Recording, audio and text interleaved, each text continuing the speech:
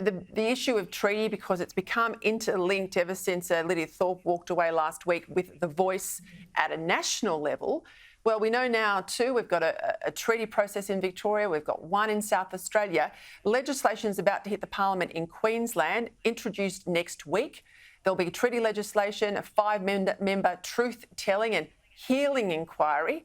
We don't know what that really means, but that's certainly there with the Minister, the Premier there, Anastasia Palaszczuk. We're going to have treaties right around the country. It's not Victoria with all Victorian Aboriginal people. It will be with the multitude of clan groups in Victoria, the multitude in Queensland, and we'll have them in South Australia.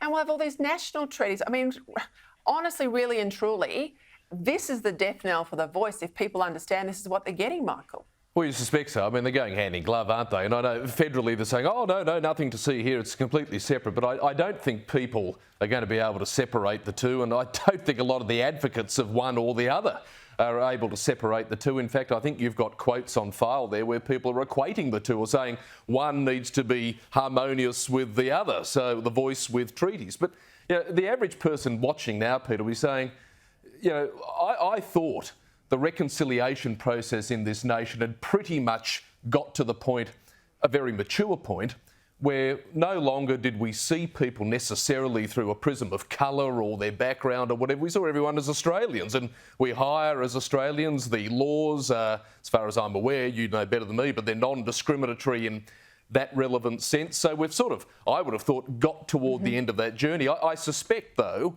what we're seeing here is the truth that the reconciliation project will never come to its final destination. It's going to be an ongoing project, and I think for a lot of people, it's a rather lucrative project, isn't it? Michael's point there about will Australians see this state-based treaty movement as applicable to the Commonwealth and the voice? Well, here you go. Here's the Greens' new Indigenous spokeswoman, Dorinda Cox. This is the federal Greens spokeswoman. Here she is with Laura Jays this morning. Have a listen. It's important to have a voice, and the establishment of the voice will be complementary to treaty making. We need to ensure that sovereign to sovereign nations are able to sit down and negotiate with each other, but also with, as I said, all levels of government. And we know the Greens are supporting the voice, which is why Thorpe has walked, because in Adam Bandt's own words, he said this last week, he has had private assurances from the Prime Minister on issues like treaty and truth-telling.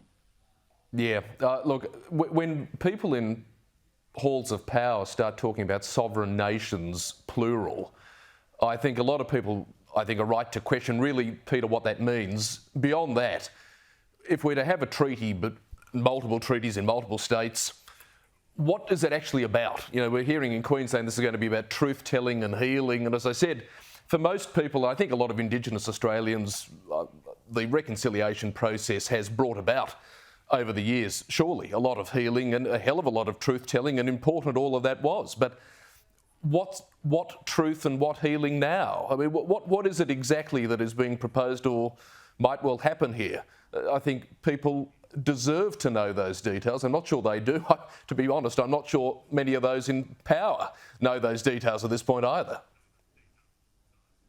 Oh, I think some do on the Labor side. They just don't want to tell you about it, Michael. Maybe.